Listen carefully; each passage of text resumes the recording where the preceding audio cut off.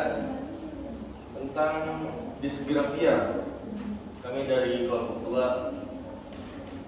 Sini ada Lutfia, ada Pohan, saya Rizky, dan ada Naufal. Langsung saja ke pembahasan yang pertama, dibawakan oleh Lutfia. Jadi definisinya yaitu disgrafia adalah gangguan belajar yang membuat seseorang kesulitan menulis dengan rapi dan jelas. Biasanya orang yang mengalami disgrafia itu susah untuk membentuk huruf dengan rapi, sulit menulis lurus di garis, atau tulisannya tidak berurutan dan sulit dibaca. Nah, masalah ini bukan karena orang tersebut tidak pintar ataupun matanya bermasalah, tetapi karena ada gangguan pada kerjasama antara otak dan tangan. Jadi otak dan tangan tidak bekerjasama dengan baik saat menulis, sehingga hasil tulisannya jadi berantakan ataupun lambat. Selanjutnya oleh Tuhan. Di sini ada ciri-ciri dari disgrafia. Yang pertama ada tulisan tangan yang sulit dibaca. Nah,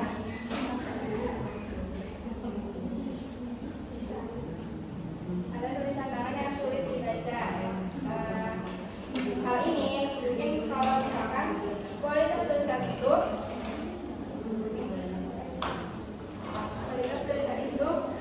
nggak jelas atau tidak mudah dikenali oleh pembaca. Yang kedua ada huruf tidak konsisten dalam ukuran dan bentuk. Nah, maksudnya yaitu kurangnya kontrol motorik halus atau koordinasi. Nah, huruf bisa berupa lebih besar ataupun lebih kecil. Yang ketiga ada sulit mengatur ruang antara huruf dan kata, yang mana jarak antara huruf ke huruf itu bisa lebih jauh ataupun bisa lebih dekat. Terus ada pegangan pensil yang tidak wajar. Nah, maksudnya ketika seseorang memegang pensil dengan tidak wajar, yang mana tegangan dari urat tersebut akan menarik jadi urat tersebut akan menjadi lebih tegang, sehingga membuat seseorang itu kelelahan dalam menulis. Terus ada kesulitan menyalin teks.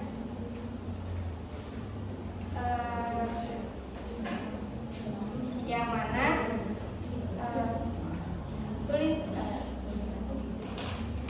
seseorang kesulitan untuk memproduksi tulisan yang sudah ada. Hal ini bisa terjadi karena masalah persepsi visual, koordinasi motorik, atau kemampuan mengolah informasi visual menjadi motorik. Yang terakhir ada tulisan cenderung lambat dan melelahkan. Nah, seseorang bisa membutuhkan waktu yang lebih lama ataupun yang lebih lambat. Baik, yang selanjutnya itu adalah faktor dari penyebab disgrafia.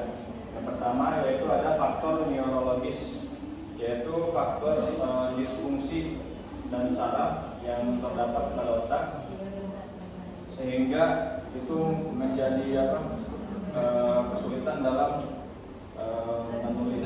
Yang kedua yaitu ada faktor genetika atau keturunan. Jadi faktor keturunan ini sangat mempengaruhi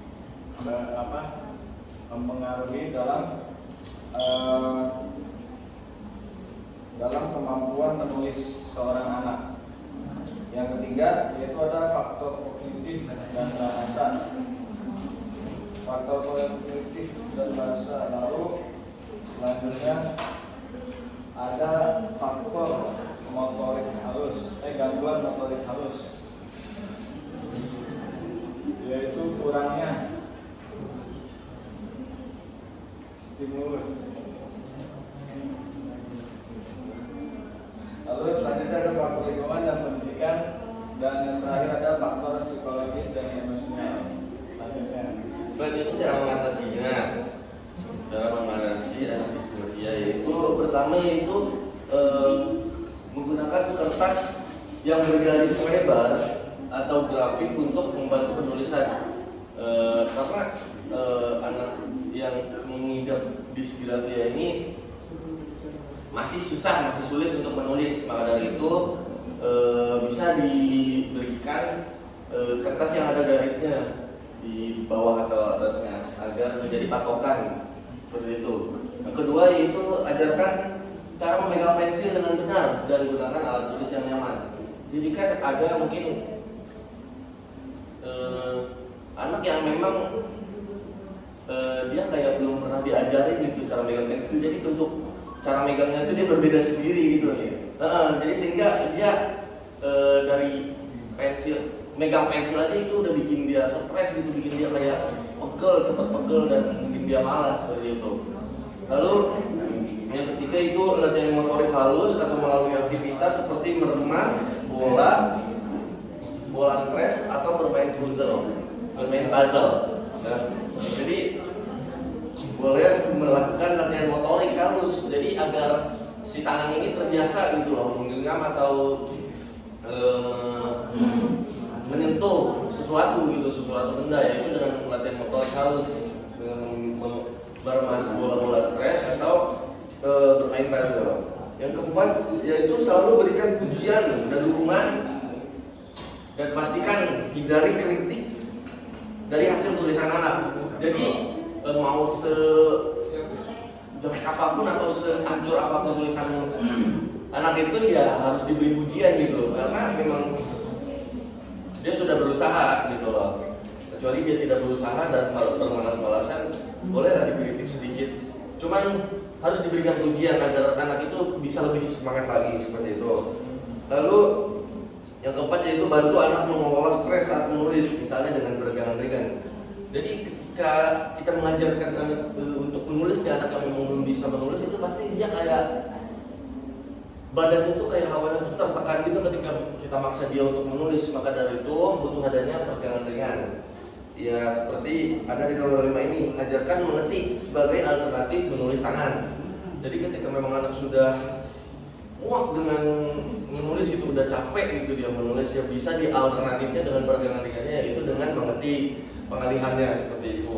Dan yang terakhir, bekerja sama dengan guru untuk menyesuaikan metode belajar dan evaluasi seperti itu. Selanjutnya, terima kasih. Syukran, wassalamualaikum warahmatullahi wabarakatuh.